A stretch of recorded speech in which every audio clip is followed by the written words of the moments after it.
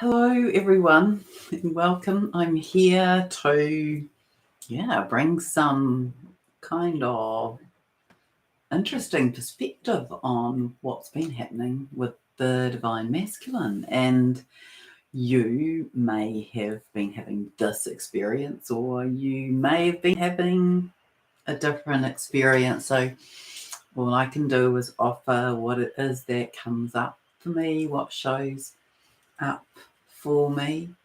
And so that's what I am doing here now. So I know that there will be people who join in a moment, and it definitely there was this time, and I believe it was about a week ago. I honestly can't remember the exact time, but around the 10th or the 11th. And there was this absolute interesting. I actually should have looked it up with a couple of people I communicated with about it, but there was this absolute feeling, and it seemed to happen to a couple of other people at the same time, that the energy of the divine masculine had left. Like all of a sudden, they weren't around. Couldn't feel them in the energy field. It was like they totally left. And so I remember having a little bit of discussion with a couple of friends of mine about, well, I wonder what that is. And I knew what my perception of it was, but it was interesting that it raised, and they were speaking of this. Sorry, I just had my hair cut. And I haven't quite acclimatized myself to it.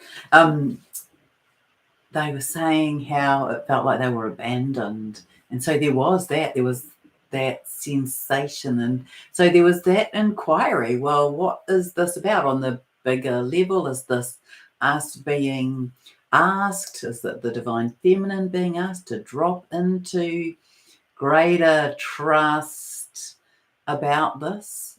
Is it to trigger further, deeper abandonment? Is it to teach a lesson to another position? And so these were some of the inquiries that it raised.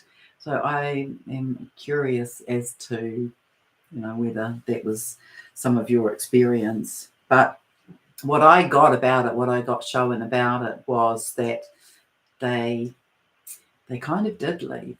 But it didn't mean that they had left their divine feminine. And what I was shown is that, and it was quite funny really, that they had gone deeply into themselves. So I was showing that they had gone into this deep cave, and then that some of them had actually burrowed into the back of it and gone even deeper. So there was this deep dive into self, to have this very deep inner contemplation about a whole lot of things to do with their role and their life and who they were and why they were here and what this connection was.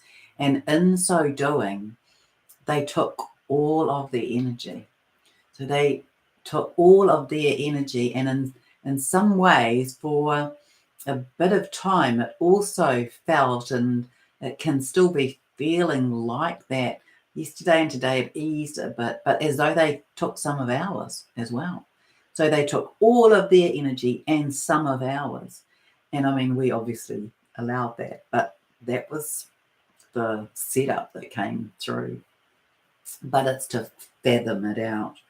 So they are, of course, they've been in their awakening. So they have been confronted in many ways with their awakening consciousness and all that comes with that. I mean, it's pretty massive. So they have been in their awakening. They've been confronted with the fact that they are being really pushed by the divine to get a grip. And So they've got that going on. And for many of them, there is this multiplicity of events or circumstances or situations that are incurring on their existence. So it could be existing connections, relationships. It is likely to be jobs and location, and while they're fathoming out that they're awakening at the same time as they are trying to fathom out this connection and what to do about it. So going into that cave, that deep inner contemplation, is in the fathoming of all of that, but it was a very strange sensation. It was as though they'd left the building and left this huge gaping hole. And so many of you may have been feeling that and having that experience. So the information that I got was that they were going into deep inner contemplation, beginning to open to their own divine wisdom and their own higher selves, even if they don't give it that name. That is what they were beginning to be in communion with. So to be recognizing and acknowledging and being in communication with their higher self, their higher wisdom. On top of that, in a general synopsis, they were going through huge heart openings, even more of that, and being granted courage or encouraged to have courage to be able to step up and face this, which is a very big thing in their lives. Very kind of nudged by the divine, by source, to fall into exploring their own truth, their own authenticity, and to figure out why they are here and what their mission is, what their purpose is, all of that, all sort of in a way landing on them at the same time. So their hearts are opening wide and they are feeling in and have been feeling into this new level of love, and I want to say an appreciation of their own sensitivity. So it's as though a lot is being pulled away and now they're having this deep exploration of self. And because the divine feminines are in the mix of this, it's as though my impression was it was as though they wanted to kind of exclude the energy in a way of their divine feminine, because it came through to me that they wanted to have like this purity of exchange with self, so that their decision wasn't tainted by the presence of their divine feminine. So they're making big, lofty life decisions, and they wanted to be making it by standing in their own power and their own sovereignty and figuring it out for themselves without any influence, I want to say. And it wasn't that they didn't want to hear that. It was all about so that they were sure that they were lining up with them and like digging deep about who they are and why they're here and what they're doing and why. And so they wanted to do that in their sovereignty, in their independence, in their power. And especially for some of them who are making big decisions about shifting in terms of children and families and partners and things like that, they wanted to protect the divine feminine, I want to say, from any kind of slandering that might come by keeping it pure, keeping it clean, and keeping them out of it. And on that note, I want to say it really is my impression, it is my perception from my discussion with God, if you like, and with Gaia and with my higher self, that when these existing connections, come apart, split open to come into these higher divine connections, everyone is taken care of. And so how I see it, and actually the way that Gaia describes it is rather lovely. She says people are changing dance partners, and that everyone ends up with a new, when these happen, they end up with a new partner. Hello, Angela. Oh, yes, I think that that's a very shared experience, Angela, for a lot of the divine feminine. So she's saying her relationship with the divine masculine has been the most challenging and yet the most rewarding in personal growth and in experiences on this journey. And it certainly is like that. It is as though it creates this very fine tuning to many levels in terms of depth and in terms of going higher. And they both are higher frequency, but going deeper into self and higher frequency to higher love, to recognition of new divine love and principles. And so there's a lot of shaking off, and it's about paving the way, forging the path for others to follow, and it comes with huge challenges. So the divine masculine, they are also recognizing who they are meant to be with and what is their own purpose. They are falling into or learning to be with and recognizing their own strength and coming into their own power, their own empowerment. So they're learning about empowerment instead of power over, and to come into balance. They're learning to come into balance in their masculine and feminine aspect. And some may be beginning to have an inkling of their twin mission and purpose. And they are learning. I mean, that's very massive. I coined the phrase that some of you may have heard, saying that the divine feminine has done their growth, their development, much like running a marathon, and that the divine masculine are running a marathon at the pace of a sprint.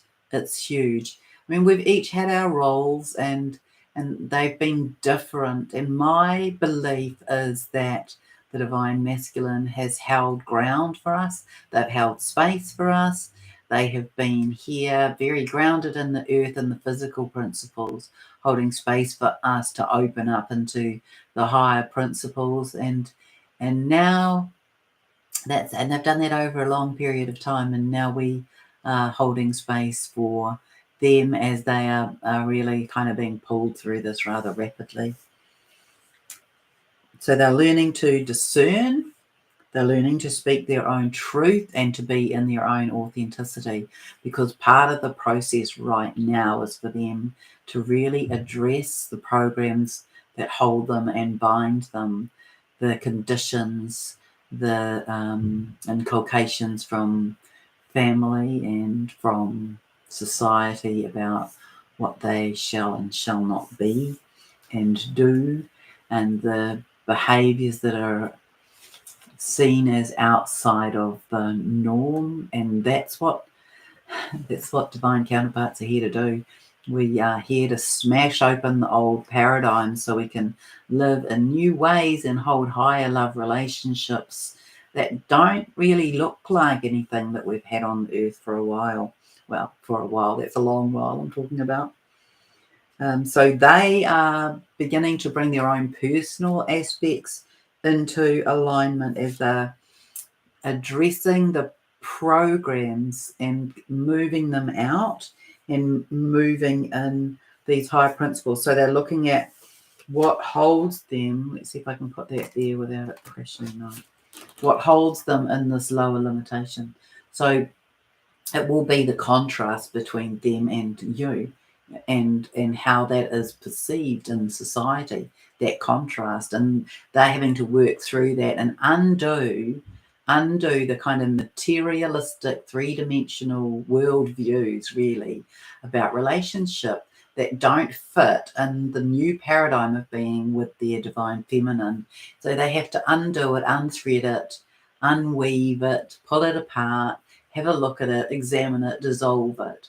So those are the principles, the programs that have held them in these material, lower dimensional frequencies and connections.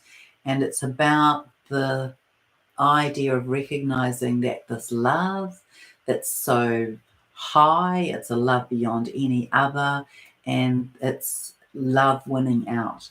So it's the this higher love taking precedence over the material world, because often these divine feminine connections they're not the match of what they may have chosen if it wasn't for this love. So they have been in this dance of figuring that out and figuring that the love is higher, that the love is worthy, and they're being kind of pushed along by the divine to see that.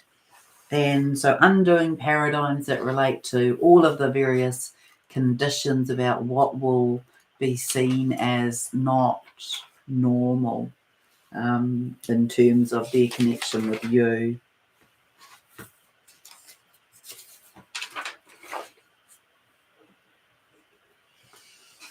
And so, yeah, there's been this entire week, really, where they've just disappeared. Their whole energy has disappeared. And I think yesterday there was this feeling of them being on the periphery of the energy field of the divine feminines, but still, they're still not back. They're still not back, but they haven't gone forever.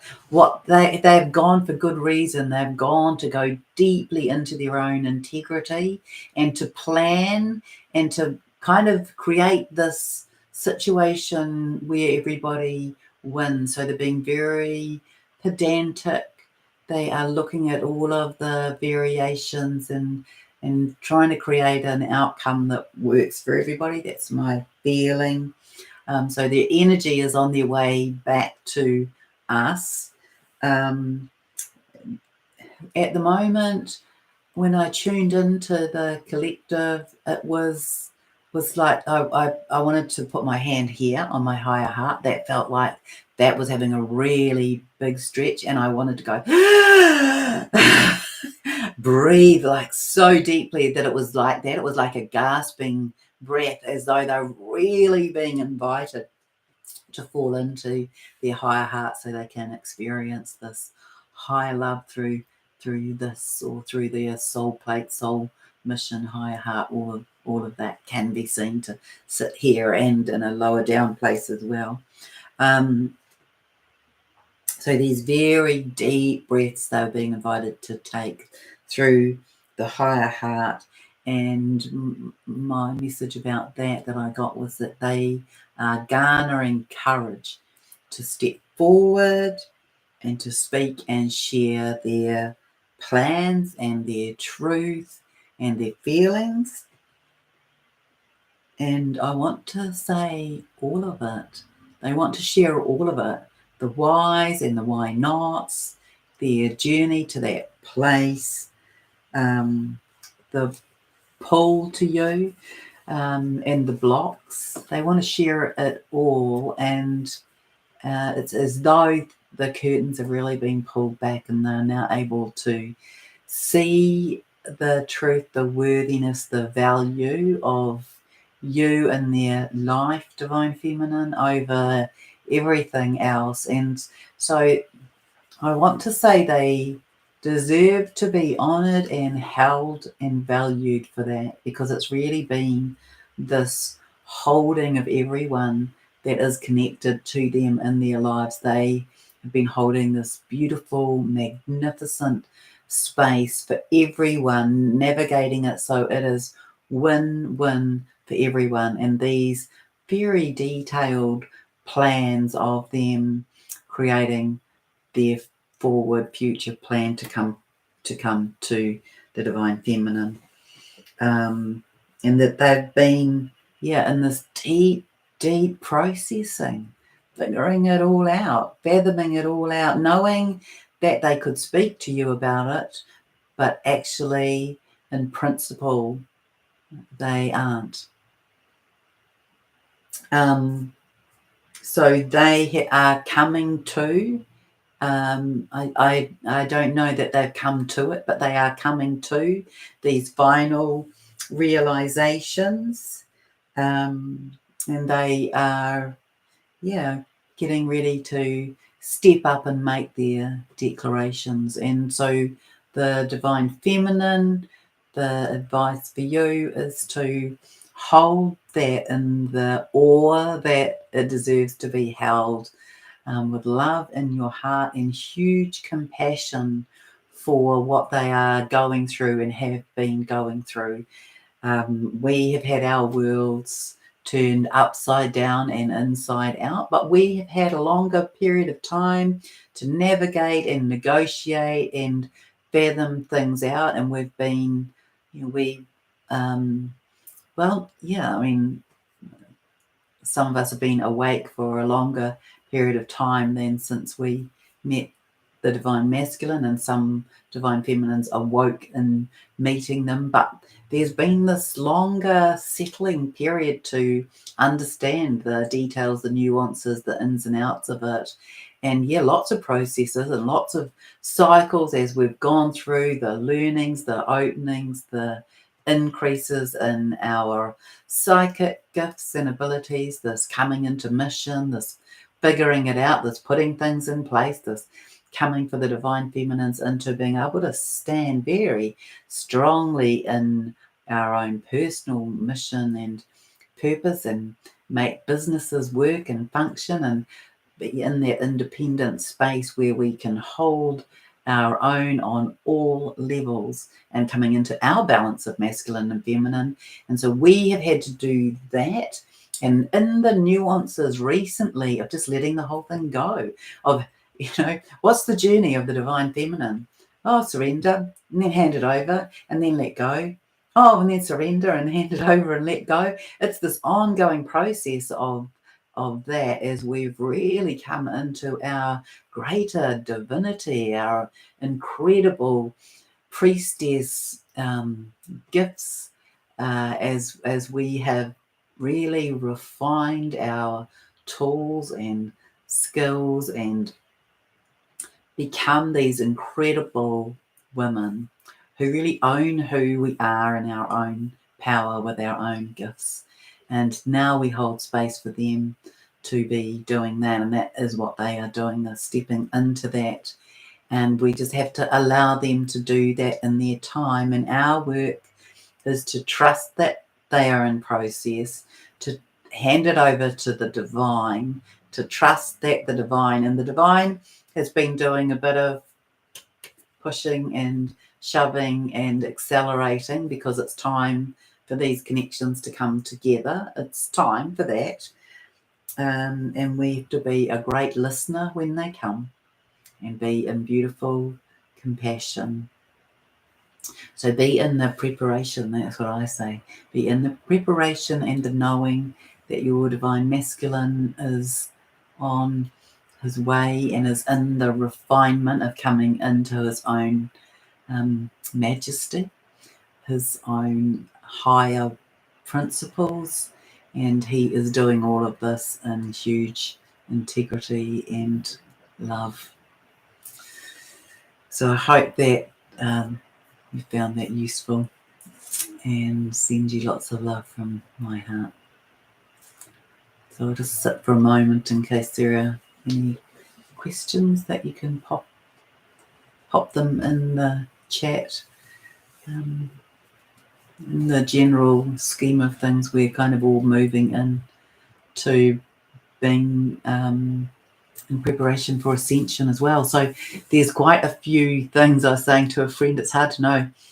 It's as though all of these things are kind of converging in a similar space and time. And I don't know what the lineal time of it is, but there's this awakening of the masses of consciousness. There's the refining of the divine masculine awakening so they can come into union with the divine feminine, that creates a ripple of love, that creates an ascension movement, or has an impact on ascension. The planets in place as soon as the mass awakening tips the energy over into our being able to shift into our fifth dimensional place in the galaxy, further into the photonic belt, and the solar flash. So all of that, it could all happen within a very close period of time.